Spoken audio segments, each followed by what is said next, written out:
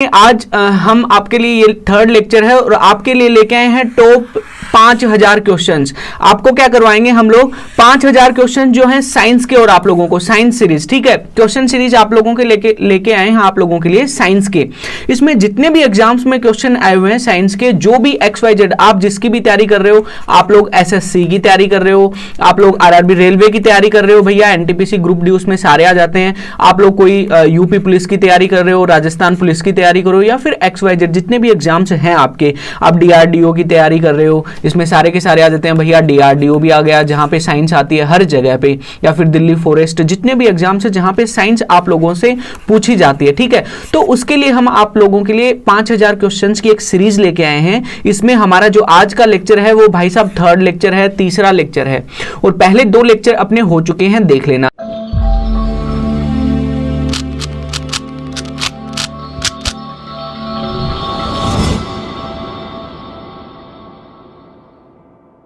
तो ये वाली जो क्लास है वो आप लोगों के लिए बहुत ही ज्यादा फायदेमंद साबित होने वाली है, बहुत ही ज्यादा। क्यों?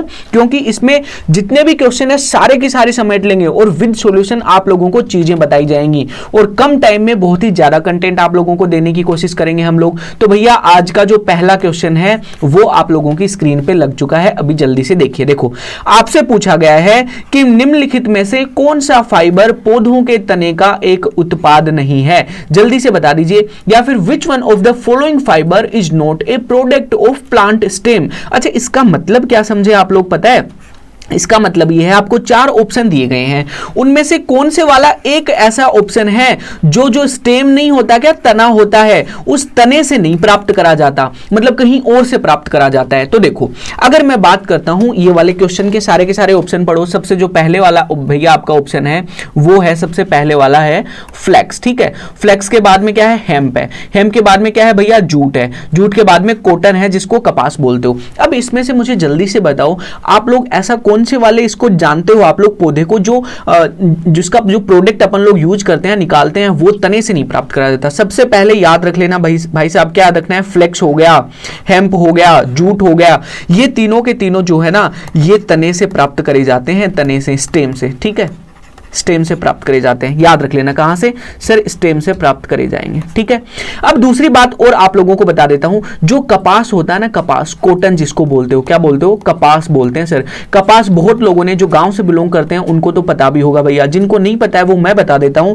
कहां से? कपास के पेड़ का फल लगता है, उससे प्राप्त करे जाते हैं। किससे करे जाएंगे? तो आप लोग देखना, कपास के पेड़ का फल, ठीक है, कपास के पेड़ का जो फल होता है वहां से प्राप्त। अच्छा, फल बोलोगे कि सर फल खाने वाला होता है क्या? नहीं जी, एक फल टाइप की चीज लगती है, जैसे फल ही लगता है वो। अब जैसे धीरे धीरे वो पकेगा ना, उस पर रोशनी लगेगी या फिर धूप में रहेगा, वो पकेगा, तो वो जो उसका फल होता है ना, वो ऐसे बाहर से उसका जो अंदर का जो कॉटन होता है ना, वो बाहर आ जाता है, फट जाता है वो फल। तो जैसे ही फटता है, फटने के बाद में उस पर और धूप लगती है, तो जितना भी कॉटन जो रुई होती है उसके अंदर, वो बाहर आ जाती है। और जो भी लोग जो खेती करते हैं कपास की, वो उसको बीन लेते हैं, कपास को, उसको वहां से उठा लेते हैं, फिर कॉटन का अपन लोग यूज कर लेते हैं, कपास का। क्या बताओगे? कपास एक ऐसा है जो अपन कहां से प्राप्त नहीं करते? तने से प्राप्त नहीं करते। बाकी के जो ऊपर वाले तीनों हैं वो तने से प्राप्त अपन लोग करते हैं। समझ में आ गया भैया? तो नेक्स्ट वाले क्वेश्चन पे चलते हैं, आज का अपना अगले वाला क्वेश्चन। नेक्स्ट क्वेश्चन देखिए सर। अब देखो, आपसे जो क्वेश्चन बोला गया है वो क्वेश्चन बोला गया है, देखियो जल्दी से पढ़ो आप लोग। भाई, कोशिकीय श्वसन के दौरान जारी ऊर्जा को डैश में संग्रहित किया जाता है। भाई, the energy released during cellular respiration is stored in. सबसे पहली बात मैं आप लोगों को बताऊं, देखो, किसमें? एटीपी के रूप में, या फिर ग्लूकोज के रूप में, या फिर फेफड़ों में, या फिर जो इल्यूम में, या फिर लघ्वांत्र जिसको बोलते हैं, उसमें रहता है। अब मैं आप लोगों को, अगर इसकी अपन लोग बात करें, किसकी बात करते हैं, तो भैया अपन बात कर लेते हैं कोशिका श्वसन की। किसकी बात करेंगे? अपन बात करेंगे कोशिका श्वसन की, ठीक है, कोशिका श्वसन की। अब मुझे एक बात बताओ, कोशिका श्वसन एक्चुअली होता क्या भाई साहब? तो क्या बताओगे सर? जो कोशिका श्वसन होता है ना, वहां पे क्या होता है? एक्चुअली ग्लूकोज का ब्रेकडाउन होता है। किसका? तो आप लोग लिखोगे ग्लूकोज का ब्रेकडाउन। ग्लूकोज का ब्रेकडाउन होता है, मतलब ब्रेकडाउन टूटना होता है, ग्लूकोज टूटता है। अच्छा, ग्लूकोज टूटता है तो आप लोगों को यह भी बता देता हूं, ये कहां पे टूटता है? तो आप लोग लिखोगे in presence of in presence of oxygen, कि भैया ऑक्सीजन की प्रेजेंस में, ऑक्सीजन की उपस्थिति में ग्लूकोज का ब्रेकडाउन होता है कोशिका शोषण में, ठीक है।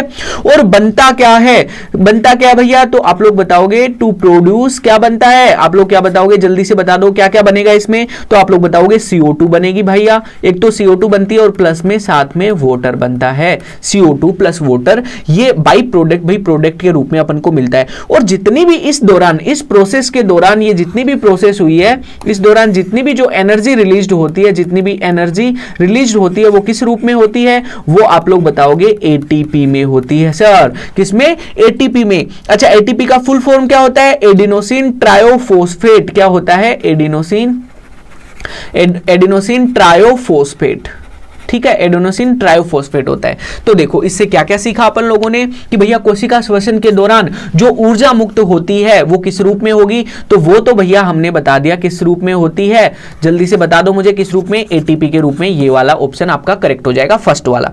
अब देखो कोशिका श्वसन में जो आपका ग्लूकोज होता है उसका ब्रेकडाउन होगा, ग्लूकोज का ब्रेकडाउन यहां लिख दिया है, और इन प्रेजेंस ऑफ ऑक्सीजन, भैया ऑक्सीजन की प्रेजेंस में क्या प्रोड्यूस करता है, CO2 कार्बन डाइऑक्साइड और वाटर प्रोड्यूस करती है, और ATP की फुल फॉर्म एडेनोसिन ट्राइफॉस्फेट होती है। नेक्स्ट वाले क्वेश्चन पे चलते हैं। आज का आगे वाला क्वेश्चन आप लोगों की स्क्रीन पे लग चुका है भैया, जल्दी से इसके बारे में आप लोग देखिए और मुझे बताइए। देखो क्वेश्चन पूछा गया है कि epiphytes are plants which depends on other plant for, भैया एपिफाइट वह पौधा है जो अन्य पौधों पर डेज के लिए निर्भर करता है। भैया आपसे पूछा है एपिफाइट नाम का एक पौधा होता है, क्या, एपिफाइट्स, ठीक है। तो एपिफाइट्स जो होते हैं ना उनको आप लोग क्या बताओगे भैया, किस चीज के लिए, ऑप्शन नंबर ए भोजन के लिए दूसरे पे निर्भर रहते हैं, ऑप्शन बी फिजिकल सपोर्ट, भौतिक समर्थन, भैया की फिजिकल सपोर्ट उनको मिल जाए ताकि हम इनके ऊपर निर्भर रह सकें। जैसे कोई आप लोग देखते हो ना कम कमजोर पौधा होता है तो उसके पास में लकड़ी का डंडा खड़ा कर दिया जाता है ताकि उसको सपोर्ट मिल जाए, जब भी आंधी वांधी चले, जैसे कोई पौधा है वो कमजोर है बेचारा, छोटा ही है, तो पीछे उसके फिजिकल सपोर्ट के लिए एक लकड़ी खड़ी कर देते हैं और उसको बांध देते हैं ताकि क्या होता है वो पौधा गिरे नहीं इधर उधर, या फिर आंधी वगैरह आए तो टूटे नहीं, ठीक है। इसीलिए तो ऐसे कुछ पौधे आते हैं जिनको एपिफाइट्स बोलते हैं, वो तो भैया कंप्लीटली दूसरों पे निर्भर रहते हैं, और किसके लिए, वो फिजिकल सपोर्ट के लिए, कि भैया किसी पे तो लटक के रह सकें अपन लोग, और या फिर शेड्स के लिए, छाया के लिए, या फिर वाटर के लिए। अब जल्दी से मुझे ऑप्शन आप लोग आंसर इसका बता दो। तो देखो मैं बोल के बता ही रहा हूं काफी देर से, फिजिकल सपोर्ट जो होता है, भौतिक सामर्थ्य जो होता है, उसके लिए एपिफाइट्स जो होते हैं ये रहे भैया एपिफाइट्स। और एपिफाइट्स प्लांट्स जो हैं वो फिजिकल सपोर्ट के लिए, किसके लिए, फिजिकल सपोर्ट के लिए, भौतिक समर्थन के लिए दूसरे पौधों पे निर्भर करते हैं। अच्छा इसका एक एग्जांपल मैं आप लोगों से पूछना चाहूं तो जल्दी से बताओ, अगर किसी बच्चे को एग्जांपल पता है तो कमेंट करके जल्दी से बताओ इसका एग्जांपल, एक उदाहरण मुझे बता दो एपिफाइट्स का। तो क्या बताओगे आप लोग, इसका उदाहरण आप लोग बताओगे स्पेनिश मोस होती है, क्या होती है, स्पेनिश मोस, स्पेनिश मोस होती है सर, स्पेनिश मोस नाम का पौधा होता है, ये राजी स्पेनिश मोस। वो क्या करता है, दूसरे पौधों पे लटका हुआ होता है, वो दूसरे पौधों पे निर्भर करता है फिजिकल सपोर्ट के लिए, भौतिक समर्थन के लिए। नेक्स्ट वाले क्वेश्चन पे चलें, ये आपको आई होप अच्छे से समझ में आ गया होगा, बढ़िया से आप लोगों ने इस क्वेश्चन को समझ लिया होगा। नेक्स्ट क्वेश्चन पे चलते हैं आप लोगों की स्क्रीन पे सर, अगले वाला क्वेश्चन देखिए। अब इसे देखिए, जो क्वेश्चन आपकी स्क्रीन पे लगा है वो लगा है कि सबसे छोटा प्रसिद्ध प्रोकैरियोटिक जीव कौन सा है, प्रोकैरियोटिक जीव कौन सा है, सबसे छोटे वाला, the smallest non prokaryotic organism is, कौन सा भैया, माइक्रोसिस्ट है, या फिर माइक्रोप्लाज्मा है, या फिर बैक्टीरिया है, या फिर क्लोरेला है। जल्दी से बता दीजिए इन चारों में से सबसे छोटा प्रोकैरियोटिक जीव आपसे पूछा है, तो आप लोग क्या बताओगे कि सर सबसे छोटे अगर प्रोकैरियोटिक जीव की अपन बात करें तो वो होता है माइकोप्लाज्मा। कौन से वाला होगा, ये रहा जी माइकोप्लाज्मा आप लोगों का। तो जो माइकोप्लाज्मा होता है ना सर, ये सबसे छोटा प्रोकैरियोटिक जीव होता है, कौन सा, माइकोप्लाज्मा, ठीक है। माइकोप्लाज्मा जो होता है ना सबसे छोटा प्रोकैरियोटिक जीव होता है। आप लोगों से ऐसे क्वेश्चन बायो में बहुत ज्यादा पूछे जाते हैं तो आप लोगों को याद रखने पड़ेंगे ये वाला। तो आगे से पूछेगा तो आप लोग बता दोगे ना सबसे छोटा प्रोकैरियोटिक जीव कौन सा है, माइकोप्लाज्मा होता है, ठीक है। नेक्स्ट वाले क्वेश्चन पे चलते हैं भैया, आगे वाला क्वेश्चन आप लोगों की स्क्रीन पे आपसे पूछा है जीवित जीवों की मूल संरचनात्मक और क्रियात्मक इकाई क्या है, the basic structure and functional unit of living organism. आपसे पूछा है जो जीवित जीव जंतु है उनकी मूल संरचनात्मक और क्रियात्मक इकाई या कार्यात्मक इकाई कौन सी है? सेल कोशिका है, टिश्यू ऊतक है, या फिर ऑर्गन अंग है, या फिर जो आपके सिस्टम है प्रणाली, या फिर वो सिस्टम्स हैं। क्या है जल्दी से बताओ। तो यहां पे आप लोग क्या इसका आंसर मुझे कर पा रहे होंगे कि सर हमें पता है, क्या पता है हमें, जो कोशिका होती है ना, कोशिका सेल जिसको बोलते हैं, कोशिका या फिर सेल जिसको बोलते हैं, वो क्या होती है? किसी भी जीव की संरचनात्मक या क्रियात्मक इकाई होती है, जिसको क्या बोलते हो आप लोग? जिसको आप स्ट्रक्चरल एंड फंक्शनल यूनिट बोलते हो, स्ट्रक्चरल एंड फंक्शनल यूनिट जिसको बोलते हो आप लोग, कोशिका को। अच्छा एक बात और बताओ, अच्छा कोशिका को बिल्डिंग ब्लॉक्स ऑफ लाइफ भी बोला जाता है। अगर आपसे पूछे कि बिल्डिंग ब्लॉक्स ऑफ लाइफ, ठीक है, blocks of life, building blocks of life, तो बिल्डिंग ब्लॉक्स ऑफ लाइफ किसको बोलोगे भैया? सेल को बोलते हैं सर। अरे यस और नो, सेल को बोलते हैं ना। अगर और मैं बात करूं आप लोगों से, अच्छा ये बताओ, चलो इसके अलावा एक क्वेश्चन और बताओ, कोशिका अध्ययन को क्या कहते हैं? कोशिका के अध्ययन को क्या बोलते हैं? या फिर स्टडी ऑफ सेल, ये इसमें पूछा नहीं है, मैं पूछ लेता हूं, जल्दी से बता दो, क्या बोलते हो? अरे साइटोलॉजी बोलते हैं। क्या बोलते हैं? साइटोलॉजी बोलते हैं सर कोशिका अध्ययन को। समझ में आ गई भैया? समझ में आ गई हो तो नेक्स्ट वाले क्वेश्चन पे अपन लोग बढ़ते हैं कि भाई जीवन की या फिर जीवों में मूल संरचनात्मक और क्रियात्मक इकाई फंक्शनल और जो स्ट्रक्चरल यूनिट होती है वो सेल होती है, कोशिका होती है। समझ में आ गया हो तो आगे की तरफ बढ़ते हैं नेक्स्ट वाले क्वेश्चन पे। ये रहा जी आप लोगों की स्क्रीन पे नेक्स्ट वाला क्वेश्चन, इसे पढ़िए और इसका आंसर दीजिए। डैश की उपस्थिति के कारण मूत्र का रंग हल्का पीला होता है। Colour of urine is light yellow colour due to the presence of, कि भैया आपने देखा होगा आपका जो मूत्र होता है, आपका जो यूरिन होता है, ठीक है, वो हल्के पीले रंग का होता है। किस रंग का होता है सर? वो हल्के पीले रंग का होता है कि नहीं होता? तो हल्के पीले रंग का किसकी उपस्थिति के कारण होता है? ऑप्शन में दे दिया यूरोबिलिन या फिर क्रिएटिन या फिर एलेज या फिर अमोनिया। किसकी वजह से होता है? अब आप बताओगे, यहां पे देखो फंस गए ना सारे के सारे। आप बता रहे होगे कि सर हमने ये वाला क्वेश्चन पढ़ा तो है और ये वाला शायद हमने कभी करा भी होगा, किसी एग्जाम में आया भी होगा।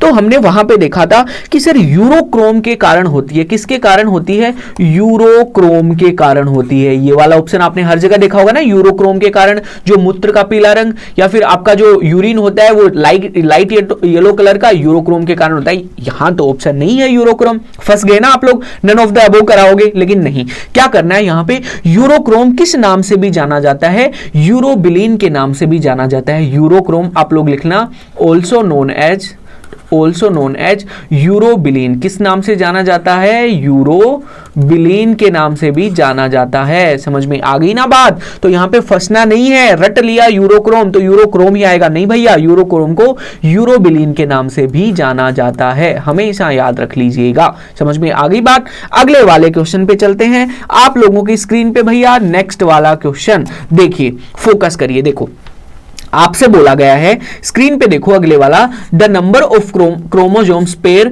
Found in the cell of human body. मानव शरीर की कोशिकाओं में पाए जाने वाले गुणसूत्रों की जोड़ी की संख्या कितनी होती है? भैया गुणसूत्र आप लोगों को बताने हैं, लेकिन गुणसूत्र किसमें? पेयर में, जोड़े में गुणसूत्र बताने हैं। तो बताओ प्रत्येक सेल में जो प्रत्येक कोशिका होती है आप लोगों की, प्रत्येक कोशिका जो आप लोगों की, क्या अपने सबकी ह्यूमन की जो कोशिका होती है उसमें प्रत्येक सेल में कितने गुणसूत्र पाए जाते हैं? क्या बताओगे सर? प्रत्येक कोशिका में 46 गुणसूत्र पाए जाते हैं, या फिर उनको अगर पेयर्स में लिखें तो 23 जोड़े पाए जाते हैं। क्या पाए जाते हैं सर? 23 जोड़े गुणसूत्र। अच्छा ये बताओ, इन 23 जोड़ों के बारे में भी बात कर लेते हैं। तो देखो 23 जोड़ों में से क्या होते हैं? जो 22 पेयर होते हैं ना, 22 जोड़े, वो तो रहते हैं सब में सेम। 22 जोड़े तो रहते हैं सब में सेम। और कौन कौन से रहते हैं भैया 22 जोड़े? तो मेल और फीमेल में सेम रहेंगे 22 जोड़े, तो क्या रहते हैं? सेम, ठीक है। और उनको बोलते क्या है उन 22 जोड़ों को? जल्दी से बता दीजिए, क्या बोलोगे? ऑटोसोम्स उनको बोलते हैं। क्या बोलोगे? उनको ऑटोसोम्स बोलते हैं। अच्छा एक जोड़ा जो बच गया, एक जोड़ी बच गई, ये जोड़ा क्या होता है? डिफरेंट होता है भाई। एक जोड़ा जोड़ा क्या होता है, ये होता है सर अगर मेल की बात करें तो उसमें एक्स वाई होता है, अगर फीमेल की बात करें तो उसमें एक्स एक्स होता है। समझ में आ गई ना बात, मेल में तो एक्स वाई और फीमेल में एक्स एक्स होता है। ठीक है, ये दो वाले हो गए भाई साहब आप लोगों के, दो जोड़े अलग होते हैं, मेल में एक्स वाई पाया जाता है और फीमेल में एक्स एक्स पाया जाता है। तो कितने जोड़े, कौन से वाला टिक करोगे, 23 टिक कर दोगे। ठीक है, और कोई सा नहीं टिक करना है। यहां पे अगर 46 दे देना तो भी 46 टिक नहीं करना, 46 तो गुणसूत्र होते हैं, जोड़े 23 ही होते हैं। समझ गए। तो ये लो सर, नेक्स्ट वाला क्वेश्चन आप लोगों की स्क्रीन पे लग चुका है, अच्छे से देखिए, अच्छे से पढ़िए और इसका मुझे आंसर करिए। देखो क्वेश्चन जो है, वनस्पति कोशिका पशु कोशिका से किस प्रकार भिन्न होती है। भाई ये पूछा है आप लोगों से, how does the plant cell differ from the animal cell, कि जो आप लोगों की जो पादप कोशिका है, ठीक है, यहाँ पे वनस्पति कोशिका लिख सकेगा, लेकिन आप लोगों ने पादप कोशिका नाम सुना होगा। ठीक है, पादप कोशिका है वो जंतु कोशिका से भिन्न होती है। किससे, जंतु कोशिका से। कैसे भिन्न होती है, जल्दी से बता दीजिए। जंतु कोशिका से भिन्न होती है, तो कैसे भिन्न होती है ये मैं आप लोगों से आंसर जानना चाहता हूं। तो आई होप आप सारे के सारे सही आंसर करेंगे। भैया क्या माइटोकॉन्ड्रिया की वजह से भिन्न होती है, सेल वॉल कोशिका भित्ति की वजह से भिन्न होती है, या प्रोसेस ऑफ प्रोटोप्लास्ट की वजह से, या फिर सेल न्यूक्लियस की वजह से, जो सेल कोशिका की नाभिक होती है उसकी वजह से। किस वजह से डिफरेंट होती है, अलग होती है, भैया जल्दी से बता दो। क्या बताओगे आप लोग कि सर हमें एक चीज पता है, और वो चीज क्या पता है कि सर कोशिका, अगर कोई जैसे सेल वॉल की बात कर लेता हूं, कोशिका भित्ति की बात कर लेता हूं, तो कोशिका भित्ति में जो बाहरी जो आवरण है वो किसका बना रहता है, सॉरी बात कर लेता हूं पादप कोशिका की, बात करते हैं पादप कोशिका की। तो पादप कोशिका में जो बाहर वाला आवरण है ये कोशिका भित्ति का बना रहता है। इसको क्या बोलते हैं, कोशिका भित्ति, या फिर इसको इंग्लिश में बोलोगे तो क्या लिखोगे, सेल वॉल लिखोगे सर। ये देखो सेल वॉल, तो ये वाला सेल वॉल जो होती है पादप कोशिका का जो बाहर वाला हिस्सा है उसको सेल वॉल बोलते हैं, जो जंतु कोशिका में नहीं पाया जाता। जंतु कोशिका ना इसमें नहीं पाया जाता, क्या, सेल वॉल। तो कौन सी चीज है जो इनको भिन्न करती है, अलग करती है, क्या बताओगे सर, सेल वॉल होती है। कोशिका भित्ति बोलते हैं हिंदी में, कोशिका भित्ति इनको अलग करती है। समझ में आ गया हो तो आगे की तरफ बढ़े। नेक्स्ट वाला क्वेश्चन आप लोगों की स्क्रीन पे देखो, बढ़िया सा क्वेश्चन लगाया भैया, जल्दी से आंसर करो इसका। देखो, how does the plant cell differ from the animal cell. अच्छा ये तो अभी पढ़ लिया, हाँ सेल वॉल की वजह से होता है भैया, सेल वॉल की वजह से। नेक्स्ट वाले क्वेश्चन पे चलते हैं, आगे वाला क्वेश्चन देखो, आपसे पूछा है कि निम्न में से, आपसे जो क्वेश्चन पूछा है वो पूछा है निम्नलिखित में से कौन से कोशिका द्रव्य कोशिकाओं का पावर हाउस कहलाता है। विच ऑफ द फॉलोइंग, आपसे पूछा which of the following organism is called the power house of cell.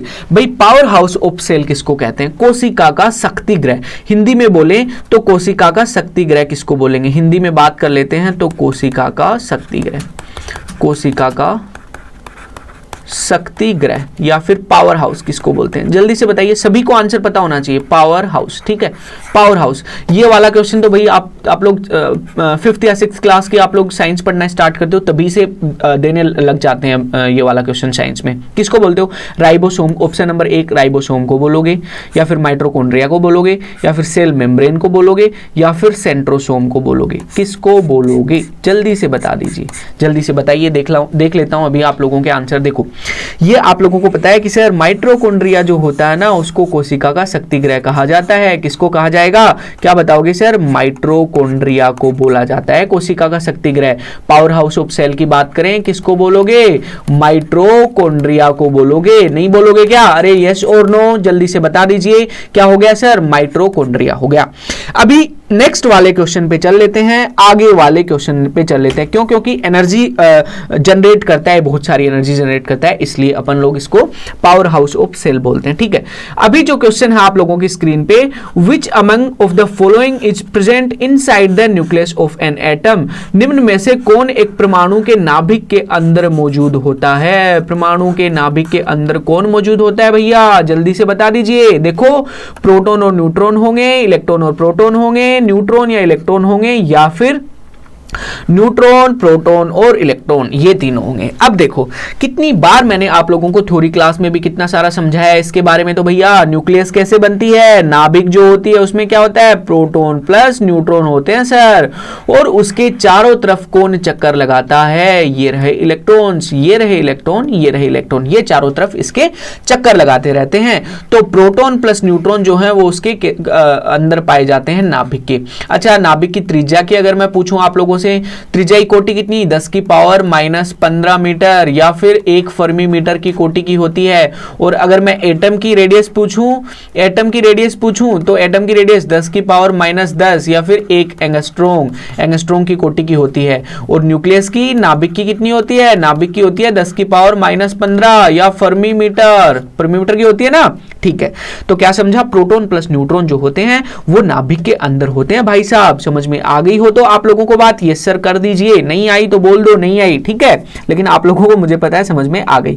आगे अच्छा ये बताओ न्यूक्लियस की खोज किसने करी, जल्दी से बता दो भैया, लगे हाथ। ये भी आप लोगों से पूछ ही लेता हूं, जो नाभिक है नाभिक की खोज किसने करी, नाभिक की खोज किसने करी, अरे जल्दी से बताओ किसने करी थी, रदरफोर्ड ने करी है। किसने, रदरफोर्ड ने। और किस एक्सपेरिमेंट से करी है, किस वाले क्या बोलते हैं उसको, जो आप लोगों का होता है प्रयोग से, किस प्रयोग से करी है, अल्फा कण प्रकीर्णन प्रयोग। किससे करी है, अल्फा कण प्रकीर्णन प्रयोग या अल्फा पार्टिकल स्कैटरिंग जिसको बोलते हैं, अल्फा कण प्रकीर्णन प्रयोग से नाभिक की खोज करी थी रदरफोर्ड ने। समझ में आ गया, तो आगे वाले क्वेश्चन की तरफ बढ़ते हैं भैया।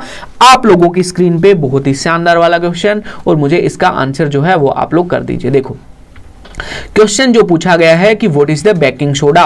भाई बेकिंग सोडा जो है वो क्या है, बेकिंग सोडा क्या है, एल्यूमिनियम बाइकार्बोनेट है या फिर सोडियम आइसोलेट है या फिर सोडियम बाइकार्बोनेट है, क्या है, सोडियम बाइकार्बोनेट है या फिर क्या है, या फिर एल्यूमिनियम सल्फेट है, क्या है इनमें से, जल्दी से मुझे आप लोग बता दीजिएगा कि बेकिंग सोडा को क्या बोलते हैं। तो आप लोग क्या बताओगे कि सर बेकिंग सोडा को आपने बताया हमें तो सोडियम बाइकार्बोनेट बोलते हैं, क्या बोलते हैं, सोडियम बाइकार्बोनेट, क्या बोलेंगे, सोडियम बाइकार्बोनेट।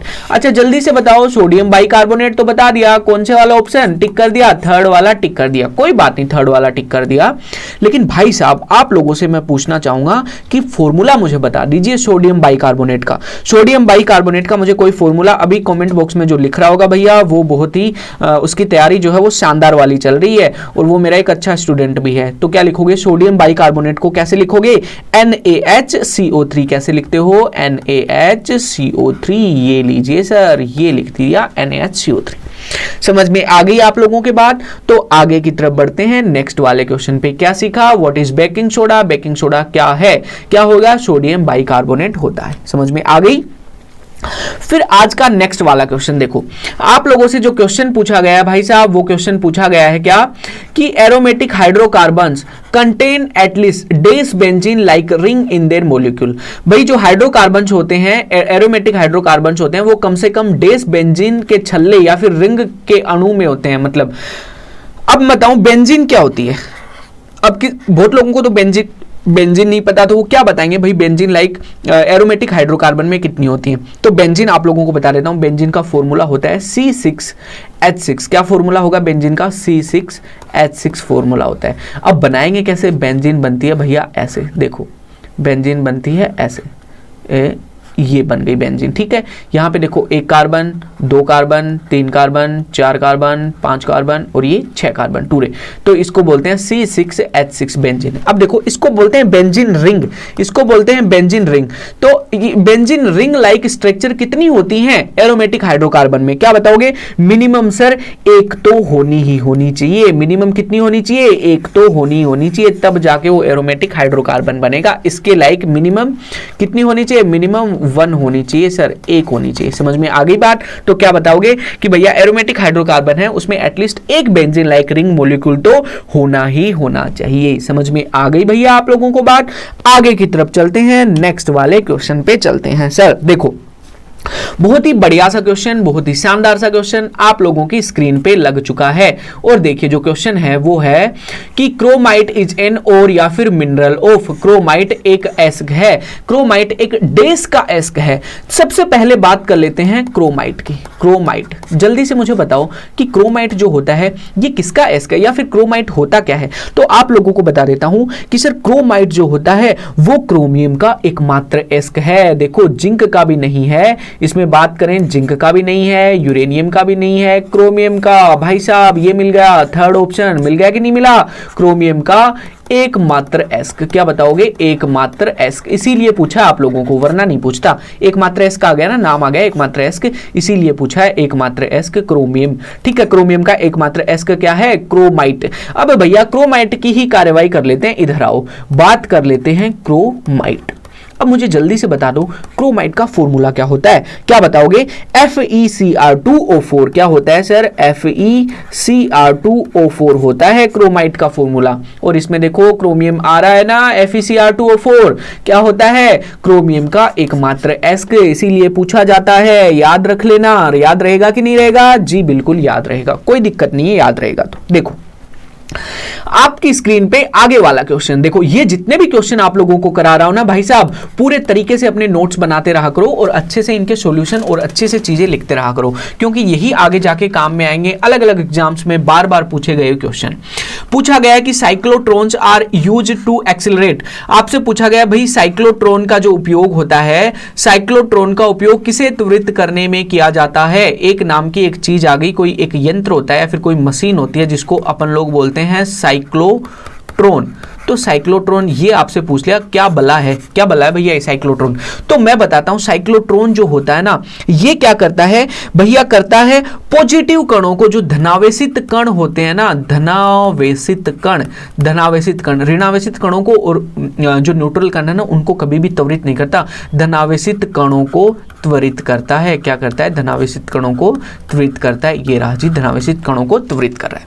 अब देखो होता क्या है, एक्चुअली ऐसे होता है एकदम, ये क्या होता है, जैसे अपन बताते हैं ना कि बॉम्बार्डिंग करानी पड़ती है अपन को। जैसे धनावेशित कण भी कौन कौन से हो गए, फॉर एग्जांपल मैं लूं तो प्रोटॉन हो गया, प्रोटॉन भी धनावेशित है। फॉर एग्जांपल लूं तो अल्फा कण हो गया, या फिर ड्यूट्रॉन हो गया, ये सारे के सारे क्या हैं, धनावेशित कण हैं। इनको त्वरित करने के लिए किसका उपयोग किया जाता है, इसको त्वरित करने के लिए उपयोग किया जाता है साइक्लोट्रॉन का। जैसे बोलते हैं ना कि ये कोई मेटल है, इस मेटल पे बॉम्बार्डिंग करवानी है, मुझे बौछार करानी है, इलेक्ट्रॉन बौछार करानी है, पॉजिटिव प्रोटॉन की, अल्फा कणों की, कुछ भी चीजों की बौछार कराने के लिए इस टाइप का स्ट्रक्चर रहता है। घुमाते एक साइड इधर कोई टारगेट लगा होगा, वहां पे जाके या फिर कोई भी पॉजिट्रॉन या फिर प्रोटॉन या फिर अल्फा कण जाके भिड़ जाएगा उससे टारगेट से, और वहां से जो भी इसको काम करवाना होगा ना वो काम करवा लेते हैं। तो एक प्रकार की मशीन होती है साइक्लोट्रॉन, जो क्या करती है, धनावेशित कणों को त्वरित करने का काम करती है। धनावेशित कणों में प्रोटॉन ऑप्शन आ जाए प्रोटॉन करोगे, अल्फा कण ऑप्शन आ जाए अल्फा कण करोगे, और अगर आपके ड्यूट्रॉन आ जाए तो ड्यूट्रॉन आंसर टिक करोगे। यस और नो भैया, करोगे कि नहीं करोगे मुझे जल्दी से बता दो। ये रहा जी आज का आप लोगों का नेक्स्ट क्वेश्चन, ठीक है, इसकी जल्दी से बताओ। नेक्स्ट क्वेश्चन पे बात कर लेते हैं भैया। जो क्वेश्चन है आप लोगों का वो है कि the resistance of an semiconductor on heating, कि भैया हीटिंग पे अर्धचालक का प्रतिरोध कितना होता है। बात आ रही है अर्धचालक की। अर्धचालक की अगर बात करें अपन लोग, अर्धचालक के साथ क्या होता है भैया, वही वाले दो ऊर्जा स्तर होते हैं। एक कौन सा होता है, कंडक्शन बैंड, एक कौन सा होता है भैया, एक होता है वैलेंस बैंड। वैलेंस बैंड में बहुत सारे इलेक्ट्रॉन होते हैं। इसको अगर हीट दोगे या फिर इसको टेम्परेचर बढ़ाओगे इसका, यहां से इलेक्ट्रॉन उठ के ऊपर चल जाते हैं, कहां पे, कंडक्शन बैंड में, चालन बैंड में, और क्या हो जाती है, चालकता बढ़ जाती है। तो आप लोग क्या बताओगे कि सर अगर अर्धचालक की बात करें तो अर्धचालक में आप लोग टेम्परेचर बढ़ाते हो, हीटिंग कब होगी, हीटिंग तभी तो होगी, हीट तभी तो होगा जब टेम्परेचर उसका इंक्रीज करोगे। तो इंक्रीज करोगे ना तो उसकी जो उसका जो प्रतिरोध है, उसका जो रेजिस्टेंस है वो क्या हो जाता है, वो घट जाता है। क्या होता है भैया, घट जाता है सर, डिक्रीज हो जाता है। ये रहा देखो, कम हो जाता है, डिक्रीज हो जाता है। अच्छा अगर चालकता के बारे में पूछूं आप लोगों से मैं, चालकता की पे क्या असर पड़ेगा, जल्दी से बता दीजिए मुझे, चालकता पे क्या असर पड़ता है, क्या बताओगे। चालकता सर बढ़ जाती है। क्या होती है भैया, चालकता बढ़ जाती है। समझ में आ गई बात आप लोगों के। जो हीटिंग की वजह से जो अर्धचालकों में चालकता क्यों बढ़ रही है, क्योंकि जो इलेक्ट्रॉन्स है ना वो देखो यहां से उठ के ऊपर की तरफ जा रहे हैं कंडक्शन बैंड में, इससे चालकता तो बढ़ जाएगी, लेकिन उसका रेजिस्टेंस, सीधी सी बात है भैया, रेजिस्टेंस उल्टा होता है चालकता के, जस्ट उल्टा ही तो होता है चालकता के रेजिस्टेंस। रेजिस्टेंस को बोलते हैं रुकावट।